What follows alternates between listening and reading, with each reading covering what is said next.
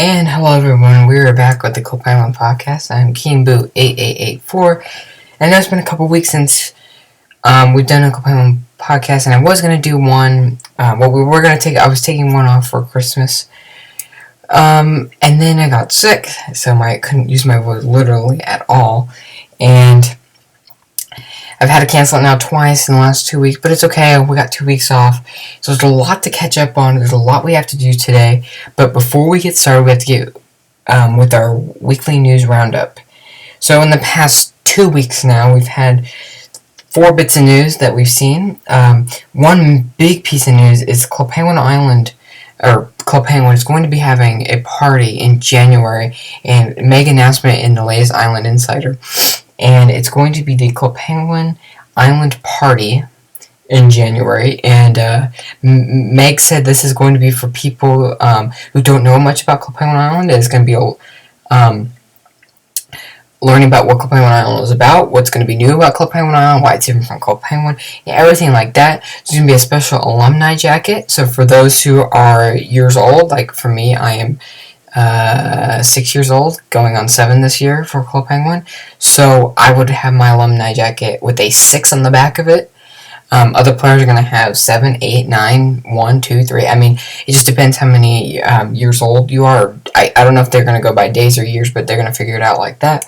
So that's going to be really neat. It's going to be almost like a final, it sounds like a final party, but I don't believe it is. We'll find out soon. But it's almost like just that final step before we get to Club Penguin Island. And then Coins for Change hit its final goal in 2016. It took 29 days to hit that goal, which is the longest ever. But nonetheless, it hit the goal. And Club Penguin should be donating to all the organizations they've been listening to over the years to help animals, to help build playgrounds, schools, and stuff like that. We will hear about that in Club Penguin blog post, I assume, very soon. Another piece, speaking of the Club Penguin blog, the What's New blog that we currently have on clubpenguin.com is going to be on Club Penguin Island. Meg said in January they should have that up, so we'll see that. Expect it to be a completely new blog, completely different interface. It's going to be interesting. I cannot wait to see that. So I heard Meg say also we're going to have Penguin of the Week still, which should be nice. And the final piece of news in the last few weeks has been the report that I put exclusively on TACBC cheats.com was that the monthly traffic from 2000, since the beginning of 2016 to the end of 2016, was down 45.3% compared to 2015. It has gone way down. It is actually quite a scary number when you think about it. But it is down 45.3% in 2016. So that means they've lost a lot of monthly users. And if you go on our website, TKCP, and then cheats.com, you will see, if you scroll down to about down to the first page, you will see that the graph shows you a major drop in the middle of the year and throughout the end of the year, and it keeps dropping. They have not recovered since their summer months, which is completely surprising because their summer months are their busiest. They have dropped immensely, which they usually do drop, but they have been down. They have been way down what they're normally at, and the month of November and December are probably going to be one of their worst months ever. Quite sad to see, but we know why this is happening. But still, 45.3% 2016. That just is, that I've been saying on Twitter, that is basically 2016 in a nutshell of Club Penguin. And that is going to lead into the next section. This is the opinion of what I thought about 2016. And we're going to rank the parties, and on CBC, I also ranked the parties, and this is the exact article I wrote. I printed it out so I could go through it, ranking the top, all the parties of 2016. So let's start first off. There were 10 parties in 2016 compared to normally being 12, so we're 2 less in 2016, which is the most in Club Penguin history. And we saw in January the Prehistoric Party. We saw next Operation Triumph, or Doom. We saw the Puffle Party, the Wilderness Expedition, the Zootopia Party, the Finding Dory Party, the Frozen Fever Party, the Halloween Party, the Music Jam, and the Holiday Party in 2016. And those parties were really it's like they were mainly repeats, except for Zootopia, Finding Dory, and the Wilderness and Triumph. They were all repeat parties this year, more than half. And the sad part is, when I was rating all these, it was very difficult to rate what was the worst and what was the best, which is never a good thing. But nonetheless, I still rated them. So we're going to go down to the top, starting from number 10. The worst party of 2016. Not ever, but in 2016, was the Frozen Fever Party. It was the third edition of the party, the third one in a row. The party that no one wanted. The party that I think when it first came out, it was a complete outrage. It was a complete mess. And I couldn't even believe it was coming to the island again. But that was the worst part of the year. By far, I think most, if not everyone, would agree with that. It was the worst party. Mainly because it's Frozen. I don't like Frozen. I know a lot of children do. But when you have a party at 3 years in a row, and it gets so tiring to see it. And it was the same exact party from 2015, but it was worse than 2015. They took out rooms, and not only that, but they also took out tons of pins that used to be in there. In 2015, it was nothing like 2015. In 2015, it was at least okay. I still thought it was one of the worst parties, but still, at least it was okay. This just was terrible, horrid, anything you want to call it. It was that bad, and I actually did have trouble, and I'll tell you why in a second, ranking this from 10th, but that was the worst part of 2016. Not by far, but it was either 10th or 9th. 9th is the Wilderness Party. I give it a 3 out of 10 rating when we rated it earlier this year. This party came out in April. The Wilderness Expedition had so much hype behind it. We thought it was going to be super exciting, much like the 2011 version that we saw in January that year, and it ended up being a complete fail. And I thought it was so boring. It was easy to get through. It was just boring to find. You had to find these objects, but it was just so boring. There was nothing really to it, and it didn't have that many party rooms, so it was only sectioned off to a certain part of the island and all this, and it just was not a fun party. It was not a fun expedition. It wasn't an expedition. An expedition to me is the 2011 Great Snow Race. That's an expedition to me. That is a true expedition. This was not, and it was, quite frankly, I think it was probably the most disappointing part of the year. Now, the reason why I had trouble ranking this and the Frozen Fever Party is because they're very similar. They got both the same rating. And I thought, in a way, that the Frozen Fever Party was better, but then I thought about the outrage we had for it, and people didn't like it. And I think I would have stomached the Wilderness Party with that, because it was new. But it wasn't new at the same time. They just incorporated different party rooms that we've seen before. So it was very, very, very, very terrible as well. But number 8, Operation Triumph, or Operation Doom, whatever you like to call it. That was my first problem with the party. The name, I know, okay, Operation Doom was Herbert's name, and then Operation Triumph with Club Penguins, because the whole Herbert's Club Penguin thing. But I was so confused. No one knows what to call the party, and they didn't stick with the name. They started with Operation Doom, then they ended with Operation Triumph, which I got the idea behind it, but it's so confusing what to call it, and I just didn't like that. There was a ton of confusion behind it. It was basically Operation Crustacean. It was the second one in that, and Operation Crustacean was terrible. It was the worst operation ever, and I thought, okay, this one's got to be better. This was worse than that. This got a 4 rating out of 10 from us, from TKCPC, and it was worse than that. It was just boring. There was nothing about it that was exciting. It was very minimal in design changes. Had almost no features for us. And then you got new items, which was great. Okay, that was the only great thing I found about it, was the items. otherwise, there was nothing fantastic about it. It wasn't an operation to me. An operation, you do stuff, and you literally got on, and it was like every week they had something new, right? They had 3 new rooms every week, right? And you got on, you did it, you were done. Operations take a while. Operation Blackout took a while. Operation Puffle, Operation Hot Sauce. Those took a little while to do. Those actually meant something. This did not mean anything. This was just get on, get your items, get off. And that's the type of party I don't want to see.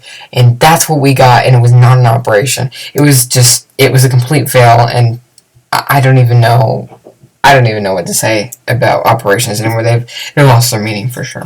Next was in number 7 is the Zootopia party. We gave it a 4 out of 10. This was in the May to June. It was about an 8-week party, and it was god awful because first off it was a takeover, and second off they introduced 4 party rooms first, right? And then in a month later, in I think June or whatever, they introduced 4 more. And I was like, okay, there's 8 party rooms, but they which was okay how they separated it. But the rooms, there was nothing exciting about it. Kind of have an Avengers party look to it, which I liked that in a way. But there was nothing special about it, nothing to do. It didn't feel like Zootopia the movie. It just felt like you got the items from Zootopia and you got some of the rooms, and that was it. And you had to interact with people. But I'd only rank it above Operation Triumph because it had the little replay value. It had a little bit more replay value to it, okay? But the main problem I had with this party is just it didn't feel like Zootopia. And you can do a takeover, but do it right. And they didn't do it right. And that's what happens. Plus, it was a takeover, and a lot of people don't like takeovers. And that's pretty safe to say. Except there was one takeover this year I thought was great, and we'll go back and visit that. Number 6. This is... Okay, maybe this was the most disappointing part of the year. I don't know. But you guys tell us, or tell me, I mean. You tell me, but Halloween Party's number 6. I've never rated a Halloween Party so down low on a list. In fact, I don't think I've gone past the top 3 with the Halloween Party. But this, honestly, was probably the worst Halloween Party. It was the same exact Party 2015 version. I mean, it just was not good. It for one reason only. Because it was repetitive. It had items that were the same. There was like no new items. It felt like you literally copied and pasted the party from last year. And this is gonna be this is the last Halloween party. That was the last Halloween party most likely, because there's supposed to be no parties on Club Penguin Island. But most likely, it is the last party on 2-day Club Penguin Halloween party we're ever gonna see. I expect it to be at least good, at least put some effort towards it. But I didn't feel any effort towards it. I felt like it was quite frankly just almost like a mashed together. I don't know. It was like a mashed together 2015, but like modern Club Penguin feel that I just didn't like it at all. The storyline. There was no storyline in this party. You have to have some type of storyline, and there was none. That's the reason why I gave it a 7.5 rating. Was because of the storyline. But the actual rooms were good. I liked the rooms, but it still felt 2015. If they would have incorporated 2015, but added a storyline, added a few new rooms, all I asked for a few, great. Nothing will beat 2014. I thought it was the best Halloween party, but still, they didn't do enough for it, and it was a bad year when the Halloween party is number 6 on the list, and that told the story for 2016. The Puffle Party. I give that a 7.7 out of 10. I thought this was a good party. That was a decent party. I had a ton of new items that you come back every few days. I love the parade type thing where red puffle, blue puffle, white puffle, purple puffle, etc. had their own day while they were at the party, and that was such a brilliant idea to do that. We've never seen that at a Puffle Party before, and I think it brought people in. I really do. I think people went in because there was new items, and if you had your favorite Puffle, you came for your favorite Puffle. You got to see your favorite Puffle that day. I think the rooms are okay. I didn't like when they redesigned the rooms. I liked it when the red Puffle had their own room, black, purple, pink, whatever, they all had their own room type thing. Love that. That was a great idea when they did. They got rid of that. Did not didn't care for that when that happened. But it was overall, it was a good, decent, solid party, and I think that's what they were putting out at the beginning of the year, and then it kind of just fell off the face of the earth after this party. Another thing that I liked another thing that another thing I didn't like, was the it didn't have great replay value, because I think you already got the replay value before in the last party from the rooms, and in doing it again, it just wouldn't work. So that is number 5. Number 4 on the list is the prehistoric party. I give that an 8.5 out of 10. And opening up 2016 with the prehistoric party was great. And I know a lot of people were kind of surprised about this because it was the same type of rooms, it was the same type of transformations and all that. But I actually liked the prehistoric part. We didn't see it in 2015, and it's okay. We needed a break from it. I like that. And we got it again.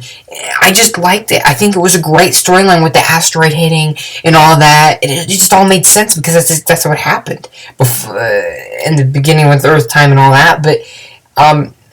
But that's what I liked about it, was the storyline. It was so core. It was the core of the party. It was the core of the next party too. And with Operation Operation Triumph. And that's what I liked about it. It led into another party. It was the storyline of the party. It made sense. I like transforming into the dinosaurs. Although there was a big glitch, I get that. But I like doing that. I think that's super fun.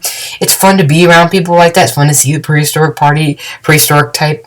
We got new items in the penguin style from the Good Dinosaur. Overall, it was a good, decent, solid party, and I liked it. Again, I think the only thing I didn't like, there was no real room changes, and that was it, really. But yeah, it was a really good party. I really enjoyed it. I was just genuinely surprised by it. And that was number 4. Number 3. This is the top 3. These are my top 3 parties of 2016. Number 3, the holiday party. Gave that an 8.5 out of 10. Just rated that a few days ago, or about a week ago. The holiday party was a lot like 2015, right? But there was a catch called Penguin threw in stuff from 2008, 2007, 8, I guess 9. They threw in those really old rooms at the boiler room, the pool, and the lighthouse. It was so cool to see that. I've never been able to see that. So it was really cool for people like me and a lot of new people, or people who didn't have an account before 2009. Really, it was super cool to see that. I was quite impressed. It was a nice surprise. The new items was the best part of the party. 22 new items during the entire time. Only 3 days did we not have a new item. I was just so happy with that. I came back every day, got an item. It was December. Every single day I was on top of it. Except for when I got sick the last 2 days before Christmas. But still, I was on top of it every single day. And it was just so, I don't know how to describe it. It just brought me back to the days when it was exciting with Halloween or holiday parties and stuff like that. Another key aspect to the party was probably that it also incorporated 2013, 2014 party rooms too. They kind of threw it in a mix in there. I dinged the party on no features, really. It had the sleigh, and it had transforming into some creatures, but no bakery and no train station. If they had those 2 things, this party would be number 1 of the year, 100%, and I would have been super thrilled with it. Didn't have it, so I can't say it was number 1, and I can't say it's number 2, but I can say it's number 3 because it overall surprised me, and that's going to lead us into the next one. This is going to shock a lot of people, and I'm going to tell you exactly why this is number 2.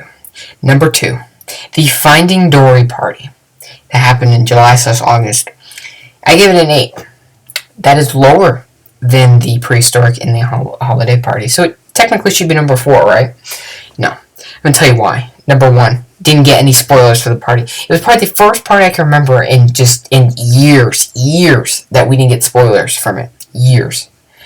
So logging into it for the first time, it was so incredible seeing new rooms, a brand new party, it brought me back to 2013, 2012, 11, 10, and it I just loved it. And number 2, it had new items.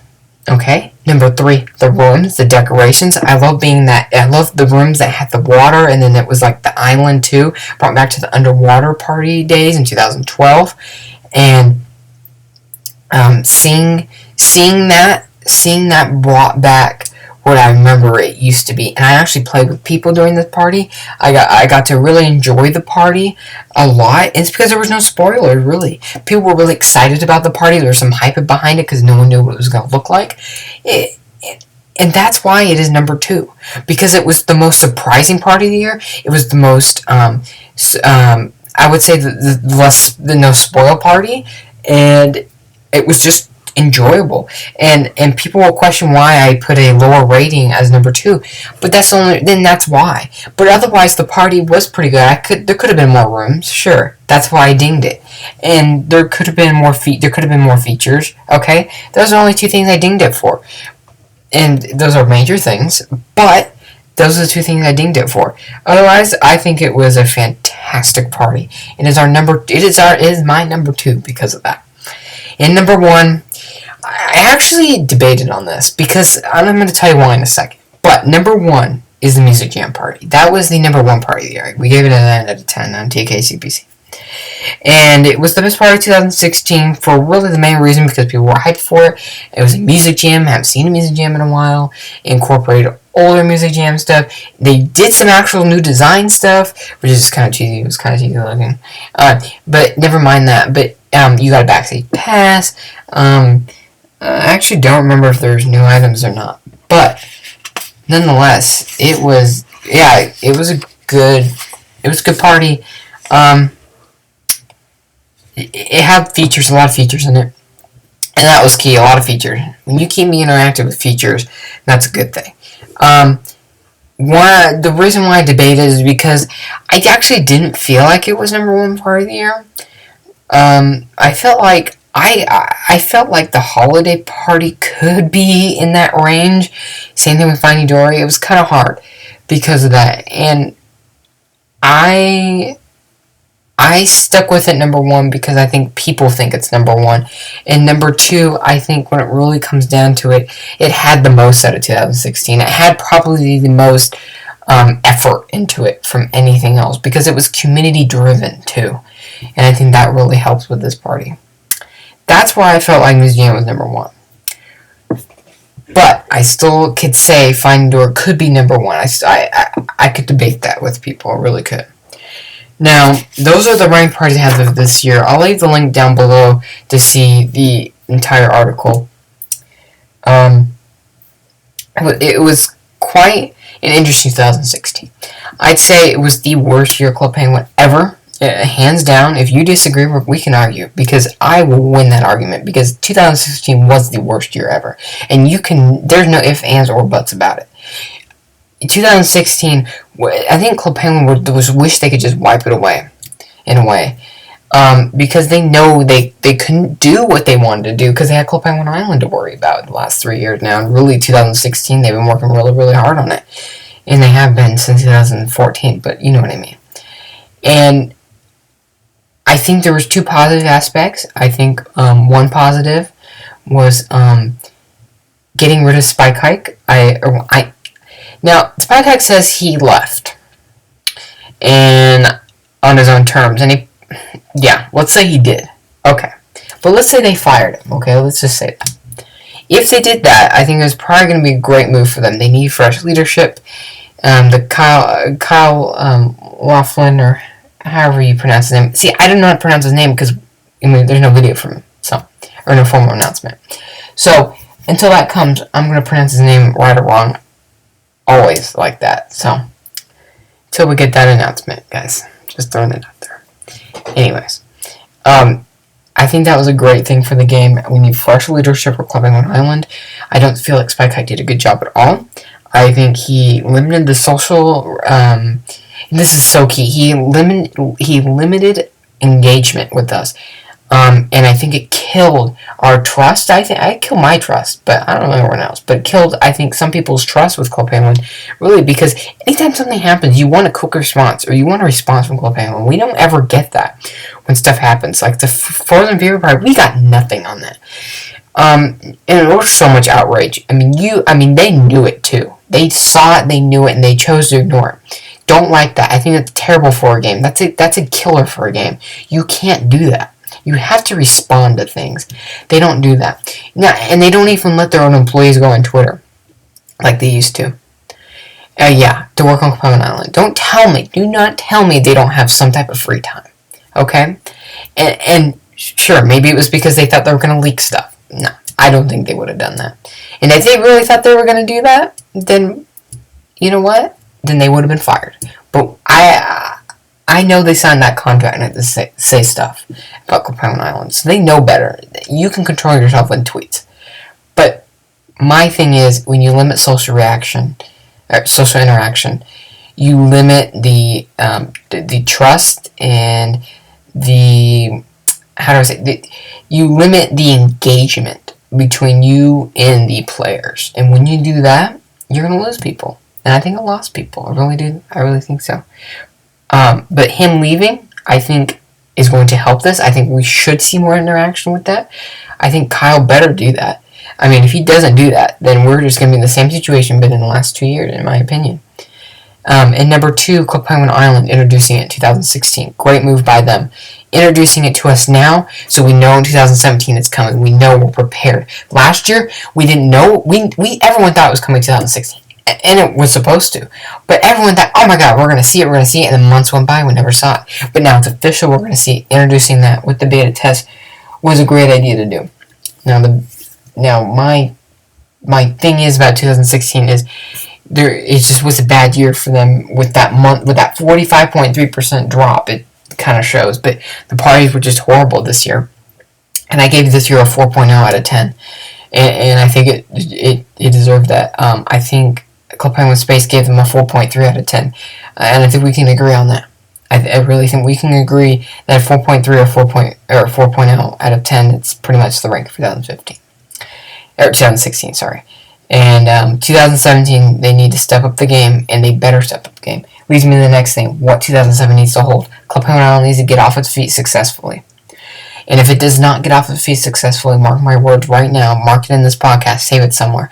Club Penguin Island will not survive another 3 years, maybe even 2 years. I saw Disney Mix was a terrible release. I think the Club Penguin app was an okay, good-ish release when they released it back in 2013, I believe. And they got about 11 million on the App Store. I don't know about Google Play. But that was fine. But this has to be successful. They have to market this successfully. That's what 2017 needs to be. The marketing and a safe release. If that happens, you're good. You're ready to go. And I can't wait for 2017 to see Club Penguin Island and to see what's in store for the future of this game. My podcast, my website, my Twitter, my YouTube, my everything that goes on over with Club Penguin. Okay, story of the week. Great story from Tech70 on his website, link in the description below. New Year's resolution of a Club Penguin blogger. He put out a resolution for us to make sure your website has the Google Translate button so all countries can read through it, and all aspects of languages can read through your website. And I want to announce right here, and I kind of announced on Twitter, that TKCPC, and later this year, we will be implementing that on our website, thanks to Tech70 for introducing that. It's a great article. I read it. It is great. If you're a Club Penguin blogger, you want to read it. We will introduce that on TKCPC when the major redesign for the website is done. Once that is done, we will have it on there. I'll tell you about that at the end of the show. And that really allows all kinds of different languages to come on the website, whether you're Spanish, French, Japanese, Chinese, does not matter. Use whatever language you use, you're going to come on our website and you're going to be able to see it. Can't wait to see that happen, and I think it's going to be a great move. Thank you, Tech70, for that. No Twitter Q&A this week. This podcast is too long for that. We'll have it next week. There was a lot to talk about in this podcast. And my takeaway from the week, 2017 is exciting for a Club Penguin player. It is exciting. I'm excited. I can't wait to see Club Penguin Island. I have not been on Club Penguin Island, and people know that. I'm not going to try and get on it. Not illegal. Well, I guess it's not illegal, but I'm not going to force my way to get into it to make my iTunes account Australian or New Zealand based. No thanks. I'm just going to wait for until we can get it to play it. But with that said, be excited, be ready. It's going to be a fantastic year, even if it doesn't successfully get off the ground in March or February, March, whenever it's released. It's okay. Enjoy it for 2017. We'll talk in 2018. What they have to do next. So thank you for listening to this podcast. Do remember TKCPC is going to have a major update soon. Major update. I'm so excited. I cannot wait to release it. It should be out in the next week or two. It's going to blow your mind and how different the website's going to look. It's a complete overhaul, that's for sure. Biggest overhaul we've ever had. I can't wait. Super excited. Getting ready for Club Penguin Island is exciting. It's a once in a lifetime thing. So be ready. 2016, not so good for Club Penguin at all. 2017, hopefully will be better. Happy New Year, everyone. We will see you next week in episode number 5. Hope you enjoyed this week. See ya.